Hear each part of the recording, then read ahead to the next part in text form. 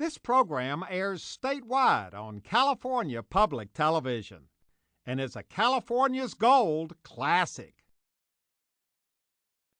Hi, I'm Huell, and right now these people are fixing a meal for us. We're going to have a fresh salad. Here are all the fresh vegetables here.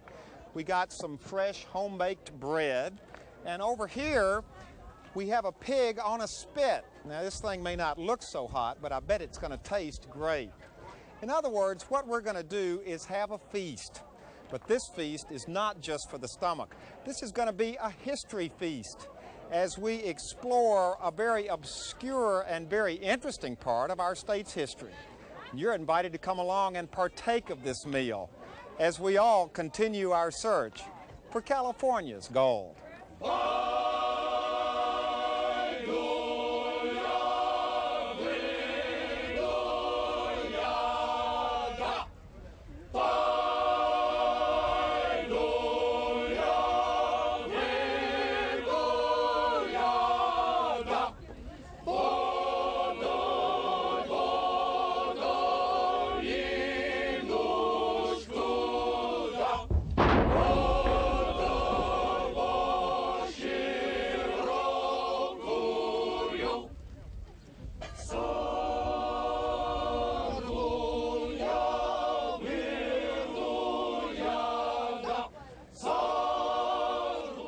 At first glance, it looked like a page out of an old Russian history book.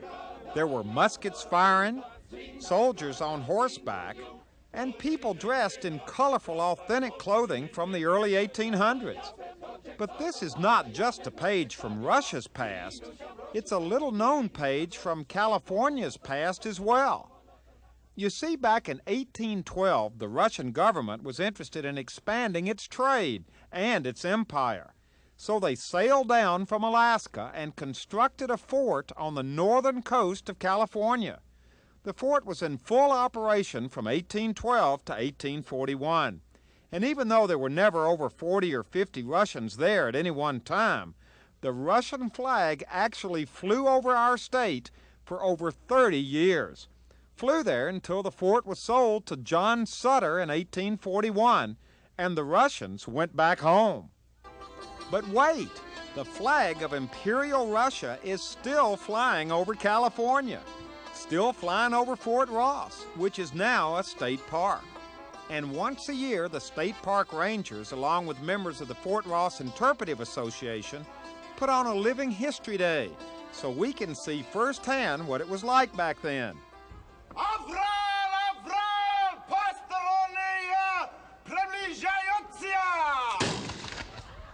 Now, the Living History Day is complete with all kinds of pageantry and reenactments, bits of actual history that really took place here, like this visit to the fort by Mexican soldiers who were concerned that Russia was encroaching on land they had claimed. It's all quite interesting and colorful, and everybody gets into it. Now, what do we have here? Piroshkis. Piroshki. Piroshkis. What are piroshkis? Piroshkis are Russian bread with stuffing inside of potato, mustard, cabbage, and sometimes beef. Now, would they have eaten these here at Fort Ross? Yes, they would have. So this is totally authentic? This is totally authentic and cooked the same way. From scratch? Yes. I guess there's no such thing as instant mix for piroshkis. No, they grew the potatoes here and the turnips and the onions, and they also had cattle and pig. So they had everything they needed. They had everything. And you better watch it. This soldier from Mexico is stealing one of your piroshkis. Piroshki time. Now this is called? The Korabushka. Karabushka. And this means sweethearts. Now, would they have danced like this here at Fort Ross? Yes, they certainly would have. They would have celebrated festivals here with folk dance. Now, you know, looking at this, at first glance, it almost looks like our American square dancing. I think it is similar, and I think that all folk dance is interrelated and that one influenced another from different countries. Mm-hmm. This is a dance where it is very important that you remember to flirt, and flirt shamelessly. Flirt? Yes, shameless flirting. So are you saying the Russians were flirts? I would think so, yes, given the opportunity. A sleepy little Russian baby you're carrying. Yes, she's tired. Hannah's a little tired today. Now, were there a lot of Russian babies born here at Fort Ross? There were a lot of families here. We're finding out through recent translations that there were only a small number of people that lived within the stockade, and they were the officials and the officers of the company. And outside were families of the Native Alaskans, as well as the Russians who intermarried with Native Alaskans, and some Russian couples. So there were babies being born all over the place. All over the place. So it's very appropriate that on Living History Day we have a little baby here. Very appropriate. And this is Hannah's first Living History Day. She's 3.5 months old, but she'll be here for many more. Do you think most Californians realize that at one time the Russian flag flew over America? I doubt it, very sincerely.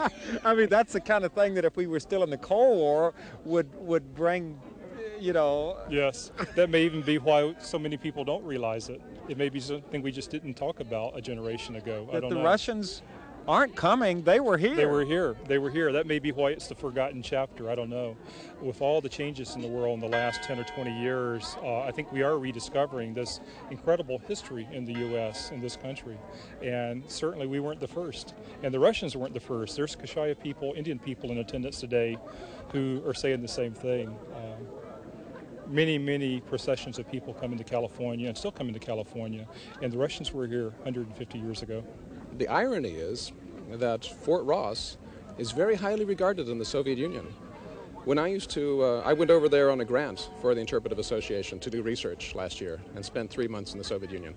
And I'd get into taxi cabs and they'd say, "Where are you from?" And I'd say, "California." And they'd be slightly interested and they say, "Where in California?" And I'd say, "Fort Ross." And they go, "Oh, Fort Ross, we know all about it. It's famous, it's on television every couple of months." The Russians think it's marvelous. And they know much more about it. The average Soviet citizen knows much more about the history of Russian America and Russian California than does the average American. Or Californian. Or Californian, indeed. Now, speaking of Russians, real Russians, well, they were all over the place, including a crew from Soviet TV, filming a report for Moscow television. And also, there was a large group of Russian exchange students and their teachers there. All of them excited about visiting the old Russian fort. Now you are a principal of a school in Moscow. In Moscow, yes. And these are all your students here? All students is my students, yes. Now, did they learn about Fort Ross in school in the Soviet Union? Yes, they are course of history lessons, and they know from this Fort Ross, from their lessons. And today, when we come here, they know about it. Oh, they already knew about it? Yes, and they said that here is the part of Russia here. Yes, a little part, but really part of Russia here. Well, yes. You know, there are almost as many Russians here right now at this moment as there were back in 1841 when they were last here. Yes, yes. Вот так здесь, в Калифорнии, за 1000 километров от России каждый год проходят фестивали русской культуры и истории. Но, может быть, самое интересное, что организованы они американцами. Now, what did you just say to the people in Moscow who are watching this? That's exactly how festivals of Russian culture and history are done here, and miles and miles away from Russia, how it looks like. And probably the most interesting part of it is that they are organized by Americans, not Russians. Mm-hmm. I think that it's very nice that here in the United States people still follow our Russian traditions, to see all this, to taste our food, to listen to our music and songs. So it's unbelievable. You see, even my son, who is a bit shy, he tasted this Russian borscht. How does the borscht stand up against... Fine. Really? This is, you see, the critic. And he thought the borscht here was okay? He had the full plate of it. Well, the borscht was good, and authentic too. But I gotta tell you, with all the Americans dressed in period clothing and acting like they were Russians, mixed in with all the real Russians who were there as tourists, it was hard telling just who was who. Now you look the part. Are you Russian? Нет. Yet? No. Where? Oh, you're just... He's fooled me. This isn't really your accent, is it? No. I can't tell. No, I live in Occidental. Oh, really? Yeah. And why do you do this every year? For fun. We get to eat delicious foods, we get to do fantastic folk dances, we get to all be together, we get to put on fantastic Russian accents, we dress up funny, we act silly, it's fun. Yeah. I must explain, this is not your real accent. No, of course not, darling. It's no more real than hair, but that's okay. This isn't your real hair either? Well, you know, and maybe I'm not really Russian and maybe it's not really 1830. But it's good day. We make history live today.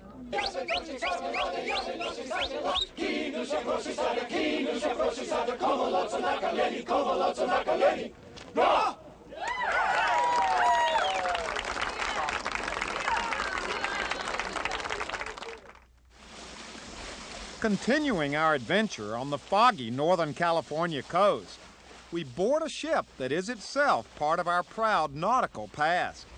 Welcome aboard our state's official tall ship, the Californian. Now, this ship was built in 1984 as an authentic wooden replica of the 1849 revenue cutter Lawrence, which operated along the California coast during the gold rush period. Vessels like this one were the forerunners of today's modern Coast Guard cutters. These days, it cruises up and down the coast to promote history and coastal awareness. It also serves as a floating classroom for senior high school and college students during 11-day cruises on the open sea. We were invited to join up with a group of students from 15 different high schools in Sonoma County for the last couple of days of their cruise. Now, right away, we got the idea. This was not exactly a pleasure cruise. Now, as first mate, you're used to seeing these cadets come on the first day, and they're green, aren't they? They're more than green. They have no idea what they're in for, what we have in store for them, but at the same time, they usually seem pretty eager to learn. The first day, usually we take them out on San Francisco Bay and wear them out sailing, tacking the ship, doing different maneuvers, setting sail, taking sail. And even the first day, you notice an improvement. They immediately step to and begin working as a team. They may not know what they're doing. They may have no idea what line they're pulling on, what it tends to do up in the rigging here. But at the same time, after a few days of that, they begin to really pick up and learn the way the ship works, the mechanics of it, and how it all goes together. Now, what about you, the first mate? Now, you're the good guy and the bad guy, aren't you? No, I'm never the good guy. I mean, your job is to keep them working. My job is to keep them working and not necessarily to be their friend. From day one, fill the role of a parent of some sort. At the same time, I'm not their parent. I hear no grief, and I have no remorse. Boy, this guy's tough. At the same time, we have to really work with them and get them. We're fair and even-handed with the cadets. And what about the cadets? Well, there was plenty of work on board to keep them busy, including the honored old nautical tradition of swabbing the deck. Now, what's the deal here? You wash everything in sight? Yeah, just pretty much just to keep it clean. It's better for, I guess, the paint or something, because this hasn't been washed in a long time and it's starting to come off like this. Now, how often have you had to swab the deck on this cruise? Once a day. Now, is there a right and wrong way to swab the deck? Actually, there is. When you swab the deck, you're always supposed to go against the grain. Again, let's show me here now. So you're supposed to go like this. Against the grain. Yeah, that way it takes off all the burrs and it cleans it better. If you go this way, it'll deepen grooves in it, and eventually your wood will go like this. Now, did you know that before your voyage this time? No. Actually, I got yelled at for swabbing the deck the wrong way on the first day. But now we know how to do it right. And it does it a lot better when you do it right. Yeah, you're doing a great job. Swab that You deck. want to pitch in? Oh, I want to watch you. You're inspiring me. And he's doing it the right way, too, against the grain. Now, in addition to swabbing the deck, there was rope to be coiled, lots of brass to be polished, sails to hoist, and of course the wheel had to be manned. There was time for lunch below deck in a dining area that also served as sleeping quarters. And believe me, it was a tight fit down there. Which brings up the point that during a cruise like this, the cadets not only learn about old ships, but about how to get along with each other. Before I came on this sailing boat, I didn't have a clue about anything for sailing. I mean, I didn't even know the port side from the starboard side, and now it's like I know all the sails and the lines, they're not ropes, and I've learned a lot about sailing. But I've learned also, you know, more social skills, and there's such a diverse group of kids. The thing about this trip is it's a lot of hard work, and you have to do a lot of stuff like raising the sails and learning about the ship. And you can get in trouble if you don't do it right. So people come together and help each other. And I was surprised because a lot of people on board got to know each other and got to like each other really quickly too. It's not just work, it has to do with, like, we have to share food and we have to keep our clothes out of other people's bunks, and we have to respect our privacy and stuff like that. So it's not just work. So it's really working and living, and the whole experience is all kind of wrapped up together. Sure, it's just like being on like a deserted island where everybody has to come together and work together and have fun, because if you have problems with somebody else, it's really going to cause a lot of problems for everybody else. A sailing vessel is one of the few places where you're thrown into a situation where do unto others really comes to the fore. And with those wise words from the captain, the tall ship Californian sailed majestically into San Francisco Bay. The skies were suddenly clear and blue, and there was excitement in the air and lots to do as the ship moved ever closer to the Golden Gate Bridge. There was also a final tradition to observe, as the ship's cannon was fired just as the Californian sailed under the bridge. Okay, ready? 1, 2, 3, fire in the hole!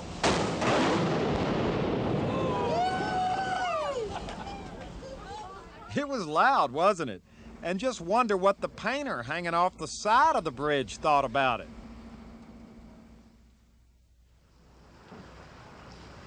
Backtracking just a little bit, the day before we completed our cruise aboard the Californian, we dropped anchor in Drake's Bay, which is located just north of San Francisco.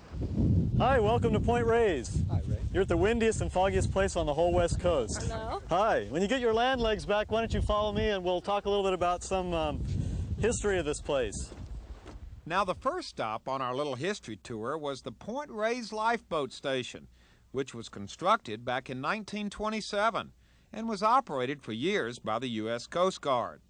The boathouse, when it opened, was a model of efficiency, with quarters for a 15-man crew, boat bays, and a marine railway system for launching lifeboats right out into the water. In fact, the original tracks are still in place today, and one of the old motor lifeboats is in the process of being restored. All of this is now officially part of the Point Reyes National Seashore to ensure its preservation. Now, the boathouse was interesting, but we came to Drake's Bay primarily because this is the place where one of history's great controversies still rages. You see, back in 1579, as Sir Francis Drake was sailing around the world, he put ashore somewhere up and down this coast. Some historians say it was here. Others say somewhere else, perhaps hundreds of miles away. Where did he land? Some of the evidence that we have comes of where this landing spot comes from his journal.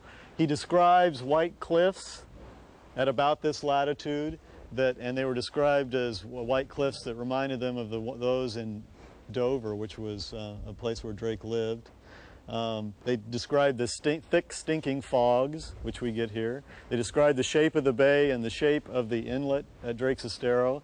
And they also talked about the contact they made with the Native American Indians, the Miwoks, who lived here, and described a little bit about what they looked like, what the landforms were like around here. So a lot of those kinds of things match. Now, everyone agrees that wherever it was Drake landed, before he sailed off, as evidence of his discovery and conquest, he nailed a brass plate to a post somewhere on shore, declaring that the land belonged to England. Well, the plot thickened in 1936 when a young man chanced upon a partially buried brass plate sticking up out of the ground. Could this be the long-lost Drake's plate? A plate that, if authenticated, would prove that Drake really was here.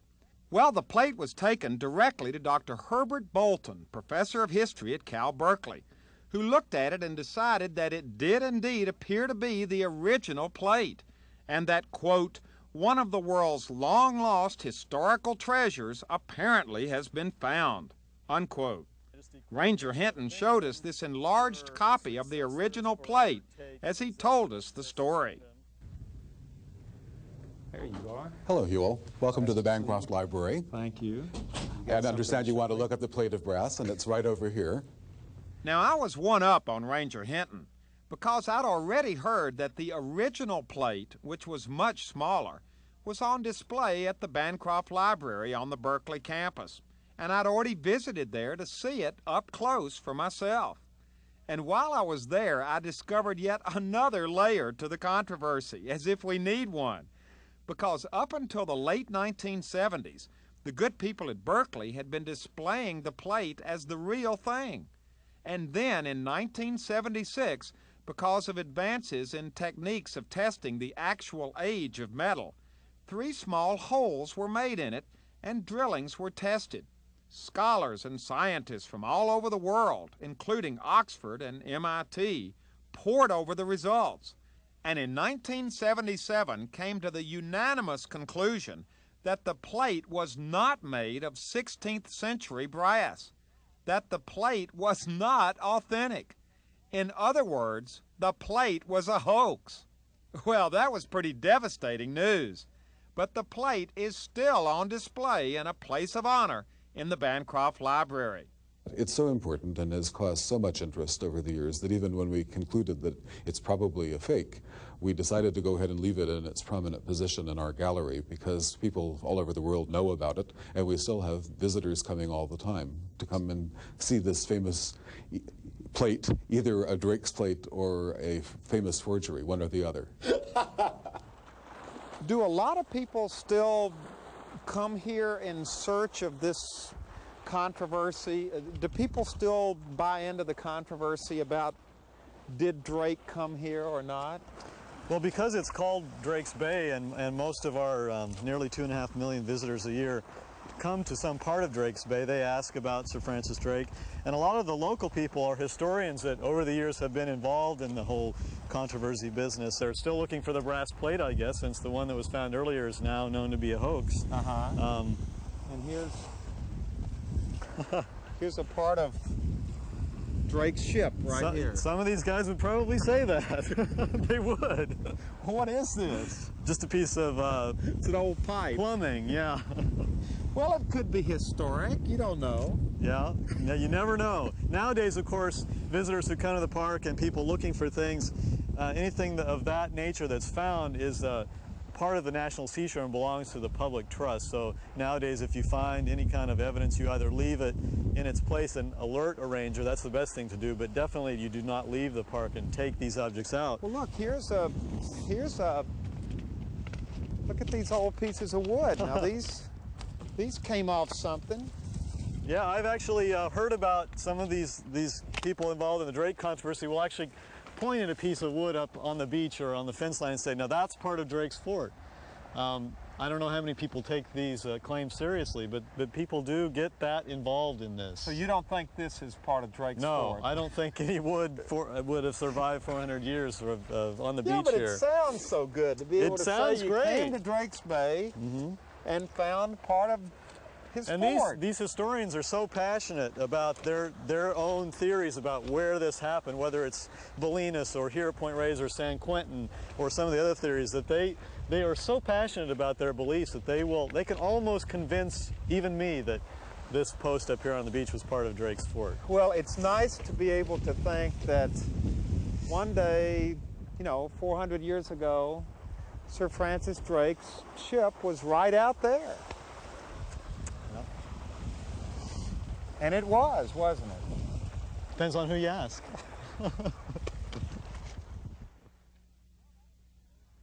Well, that's the end of our little adventure. First, our visit with the Russians up at Fort Ross, and then our cruise down the coast into San Francisco Bay aboard the tall ship Californian. And as we head home, we've stopped here on the side of Highway 1 just as the clouds, the fog is beginning to roll in late afternoon, to take one last look at this beautiful coastline. You know, until recently, I didn't know very much about this part of the state. But the more time I spend here, the more I appreciate not only its spectacular beauty, but the fact that this whole area is so rich in history. I've had a great time. I hope you have too. And of course, you're invited to come along next time as we all continue our search together for California's gold.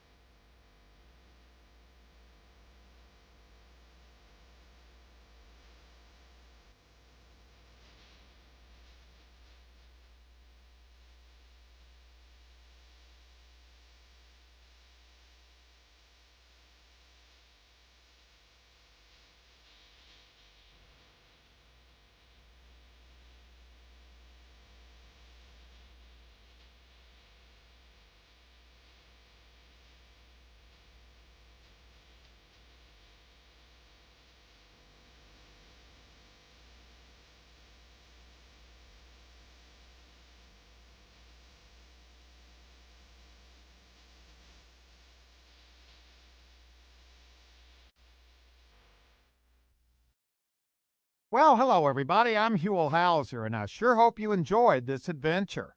If you'd like to see it again or share it with your family or friends, or perhaps donate a copy to your local school or library, it's available on video cassette and on DVD.